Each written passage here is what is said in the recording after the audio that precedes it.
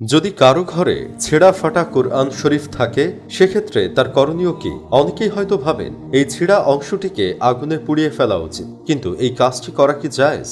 আবার অনেকের বাড়িতে কোরআন শরীফ থাকলেও তা নিয়মিত পড়া হয় না। এই অবহেলা কি কোরআনের অবমাননা? এইসব প্রশ্নের উত্তর জানা প্রত্যেক মুসলমানের জন্য খুবই জরুরি।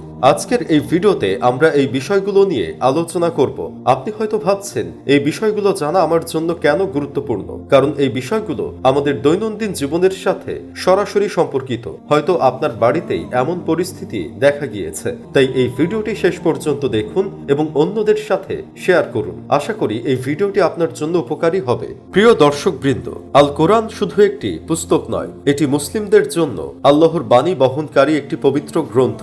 এর প্রতিটি অক্ষরই আমাদের কাছে অত্যন্ত মূল্যবান, কিন্তু সময়ের সাথে সাথে কাগজের গুণগত মান ক্ষয় হওয়ায় বা অন্যান্য কারণে কোরআনের পাতাগুলি ছিঁড়ে যায় বা লেখা স্পষ্ট হয়ে পড়ে। এমন অবস্থায় অনেকেই জানতে চান এই পুরাতন বা ক্ষতিগ্রস্ত পাতাগুলির সঠিক ব্যবস্থা কি। আমাদের মধ্যে অনেকেই হয়তো এই পাতাগুলিকে যে কোনো জায়গায় ফেলে দেই বা আগুনে পুড়িয়ে ফেলি, কিন্তু ইসলাম শরীয়ত এই বিষয়ে কিছু নির্দিষ্ট নির্দেশনা দিয়েছে। কোরআনের প্রতিটি অংশই পবিত্র হওয়ায় এর অবশিষ্টাংশের সঠিক ব্যবস্থা করা আমাদের দায়িত্ব।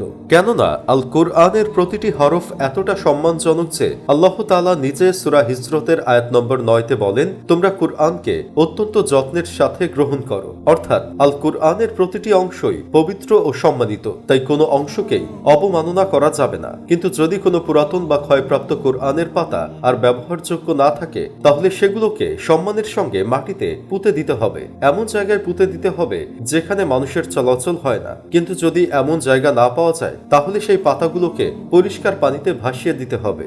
অনেকের মনে প্রশ্ন জাগে, বাড়িতে কোরআন শরীফ থাকলেও যদি তা না পড়া হয় তাহলে কি কোনো গুনাহ হয়? ইসলামে এ বিষয়ে স্পষ্ট কোনো হুকুম না থাকলেও কোরআন চর্চা না করার কারণে এর মর্যাদা কমে যায়। যারা কোরআন পড়তে জানেন তাদের জন্য নিয়মিত তেলাওয়াত করা একটি মহান ইবাদত। হাদিস শরীফে এসেছে, যে ব্যক্তি কোরআনের একটি অক্ষর পড়ে সে তার জন্য একটি নেকি লাভ করে এবং আল্লাহ তাআলা সেই নেকিকে 10 গুণ করে দেন। তিরমিজি হাদিস নম্বর 2910। অর্থাৎ ঘরে কোরআন রেখে না পড়া মানে হলো এই মহান নেকি থেকে নিজেকে বঞ্চিত করা।